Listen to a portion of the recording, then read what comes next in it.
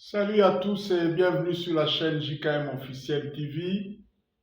Cette vidéo, c'est une vidéo mémoriale et souvent je parle aux femmes, mais la plupart des shorts qui sont donnés sur cette chaîne sont destinés aux femmes, pour édifier les femmes bien sûr. Et j'ai voulu que, à part les shorts que je vais publier sur cette femme, qui est ma propre mère biologique, j'ai voulu immortaliser la mémoire de cette vaillante dame-là par cette vidéo que je vais donner aussi en entier et qui sera aussi donnée sous forme de short, bien sûr, pour édifier les femmes. Mais là, je donne ça aussi pour que la mémoire de regrettée mère qui est déjà décédée, mon père aussi, bien sûr, et tous deux sont déjà partis de ce monde. Cette femme qui a eu un impact terrible, un grand impact dans notre pays, et l'impact qu'elle a laissé dans l'éducation nationale de la RD Congo au niveau de l'enseignement primaire et aussi dans le mouvement spirituel, le mouvement de réveil, le mouvement charismatique. Elle a laissé un grand impact qui a influencé tous les suds de la RD Congo et le centre de la RD Congo.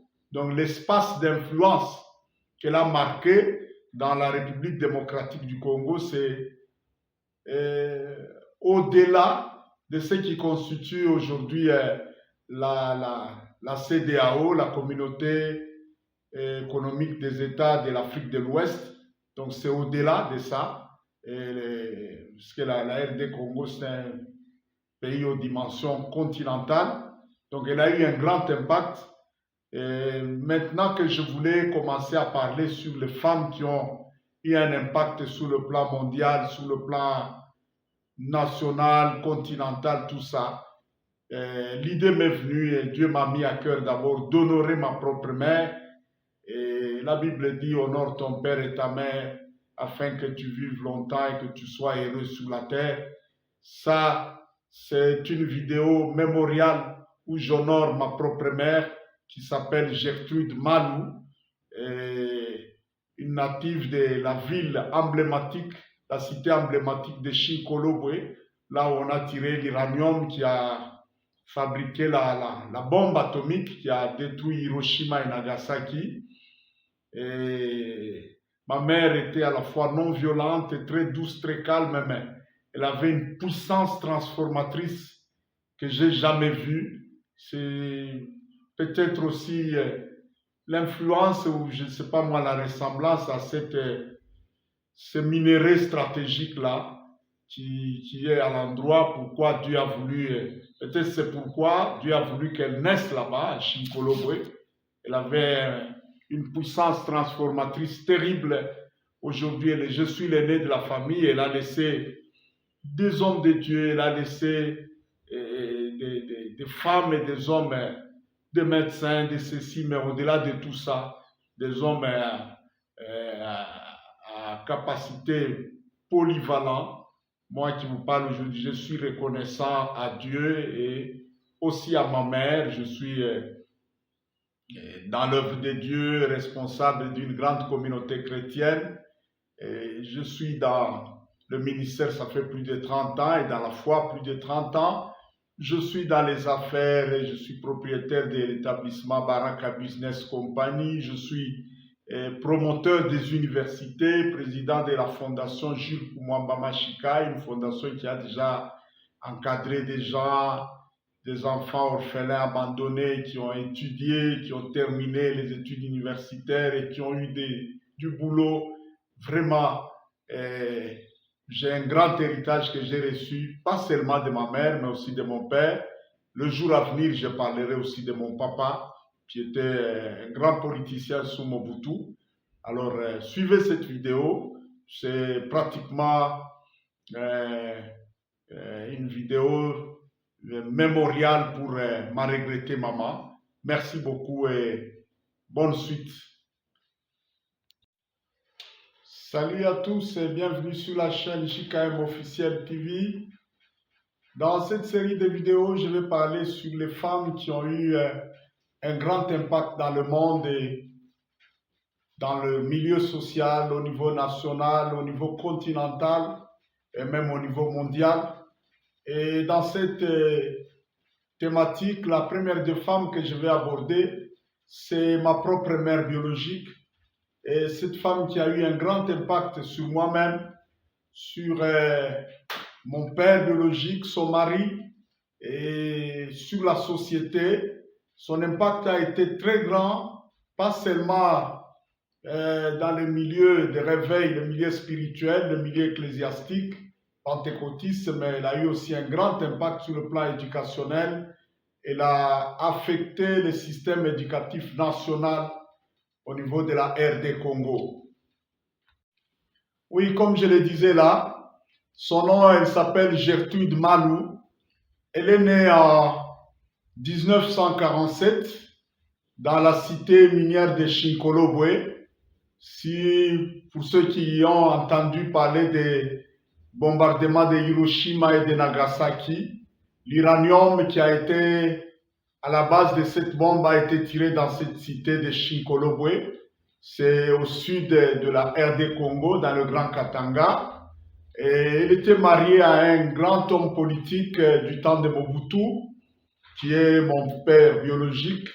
Elle est déjà décédée et même son époux est déjà aussi décédé. Cette femme a eu un grand impact dans l'éducation nationale de la RD Congo et même dans le mouvement du réveil en RD Congo dans les années 80. Et c'est d'elle que je vais parler. Oui, je vais parler de ses réalisations sur le plan social. Elle était enseignante à l'école primaire, dans les écoles publiques, mais ma mère semblait manifester un art de capacité exceptionnelle d'enseigner. J'étais encore tout petit, je pense que je devais avoir moins de 6 ans. J'ai vu un jour des directeurs d'école, des inspecteurs et de l'enseignement public venir en masse entourer maman. Elle a défendu des histoires là au point que ces choses ont été adoptées et insérées dans le système éducatif et à l'enseignement primaire au niveau de la RD Congo. Elle était vraiment respectée, ovationnée par tous les milieux là dans l'éducation nationale.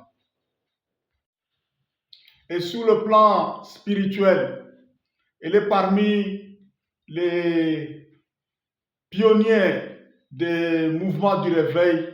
Lorsque le mouvement du réveil a commencé dans notre pays, on appelait ça le mouvement charismatique.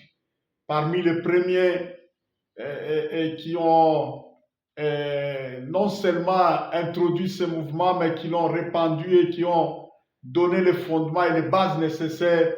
Elle était au nombre et son impact a couvert pratiquement tout le Grand Katanga et le centre de la RD Congo sur le plan spirituel, et c'est pratiquement un espace qui couvre presque toute l'étendue de la CEDEAO aujourd'hui, mais au-delà même de la CEDEAO. Et lorsqu'elle est décédée, les écrits qu'elle a laissés, des livres qui étaient encore en manuscrit, il faut voir des hommes de Dieu qui se sont cafouillés ça sérieusement. Oui, je disais, j'ai connu quelques cas malheureux de viol dans mon enfance. Je me souviens, le premier date, j'avais l'âge de 2 ans, une bonne qui était engagée chez nous. Les parents étaient au service et elle m'a violé. Et il y a eu encore d'autres cas comme ça après. Mais ma mère a fait que j'ai gardé la pureté, à part la femme que j'ai épousée légalement, à cause d'elle, par la grâce de Dieu. Coucher avec les femmes, connaître le problème d'infidélité, tromper la femme, adultère, par la grâce de Dieu, non. Et même chaque fois que j'amenais une fille que je voulais épouser, elle pouvait regarder seulement et dire c'est pas celle-ci. Le jour où j'ai croisé celle qui est mon épouse, sans rien dire, je suis revenu à la maison, elle a dit celle que tu as vue aujourd'hui, c'est ton épouse. les enseignements et l'éducation que j'ai reçus de ma mère ont fait que, non seulement par la grâce de Dieu, j'ai plus de 30 ans dans le ministère et dans la foi, j'ai gardé une ligne de conduite pure par rapport aux problèmes d'immoralité, mais je suis aussi parmi les grands défenseurs de la pureté et les grands défenseurs de ce que j'appelle moi les interdits de la nouvelle alliance, parce qu'il y a des gens qui croient que quand on est sous la grâce, on peut faire n'importe quoi, Dieu est là pour pardonner, mais il y a des péchés qui ont des conséquences gravissimes dans le corps de Christ, parmi lesquels l'adultère et la fornication. Et j'ai découvert cela et j'ai vu que même les apôtres dans Actes chapitre 15 ont interdit formellement ces choses-là. Si vous pouvez lire, c'est à partir d'elles que je suis devenu défenseur de cette ligne de pureté-là dans le milieu pentecôtiste. Ma mère a aussi un grand impact sur mon père biologique. Mon père il a eu d'abord une formation à l'école des officiers militaires et un prince, fils d'un ancien roi parmi les royaumes qui étaient là avant la colonisation. Il était un monsieur très brutal. Je l'ai vu perdre des boulots à 2 reprises où, pendant que les Blancs étaient considérés comme des petits dieux, il a tabassé. Il a perdu ses boulots, il est allé encore ailleurs, il a tabassé un autre. Mais ma mère a eu tellement de l'impact sur le caractère de mon père au point que, à la fin, papa est devenu non violent, calme, tranquille. Et avant sa mort, on était surpris de voir que même notre propre père commençait à l'appeler maman, il ne l'appelait plus par son prénom. Un jour, il nous a dit, cette femme.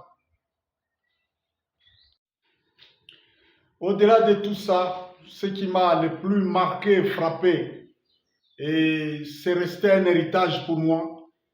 J'ai jamais vu ma mère se plaindre auprès de quelqu'un pour un problème, pour une difficulté. Elle avait 2 armes qui étaient des armes invincibles pour elle. C'était la prière et la foi.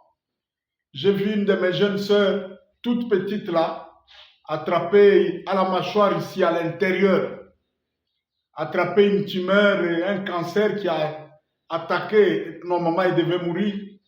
J'ai vu maman combattre dans la foi pendant des années. Et cette jeune sœur-là est mariée aujourd'hui et elle a des enfants. Elle-même, elle a attrapé une maladie cardiaque très grave. Moi-même, j'ai vu des visions où on m'a montré qu'elle était déjà morte. Mais elle m'a dit, je ne mourrai pas avant de vous élever tous. Oui, je disais que ma mère, à la fin ici, elle avait une maladie cardiaque terrible là. Moi-même, j'avais fait des songes, des visions à un moment où je l'avais vu mourir de cette maladie. Je suis venu en pleurant pour lui dire, elle m'a regardé en riant, elle a dit, écoute, je ne quitterai pas ce monde avant que chacun de mes enfants devienne adulte, qu'il soit marié et qu'il soit chez lui. Et vous les garçons et les filles. Nous sommes 4 garçons et 2 filles derrière, plus d'autres demi-frères bien sûr. Et le jour où elle est décédée, j'ai vu cette foi se réaliser. À sa mort, lors de son enterrement, même la dernière, la fille, la 8e chez nous, la 6e chez nous, elle était chez elle, mariée, avec des enfants. Ce qu'elle a déclaré, ça s'est fait comme ça. La plus grande leçon que j'ai tirée de cette grande dame-là, c'est que ce qui fait la force d'une femme, c'est le caractère, la foi et cette connexion surnaturelle-là au Dieu Tout-Puissant, au Dieu vivant, à Jésus-Christ. Si une femme n'a pas ces 3 choses-là, c'est une femme ordinaire. Aujourd'hui, moi, je distingue les femmes. Il y a des femmes ordinaires, des femmes simples, et il y a des femmes surnaturelles comme ma mère, mais il y a aussi des femmes sorcières, des femmes dangereuses, des envoûteuses. Femmes, si vous voulez marquer ce monde ici, soyez en connexion avec le Dieu Tout-Puissant, soyez une femme de foi, Soyez une femme de caractère, soyez une femme qui a une vision, qui sait pourquoi elle existe, qui sait pourquoi elle est venue dans ce monde et avec l'aide de Dieu, soyez déterminés.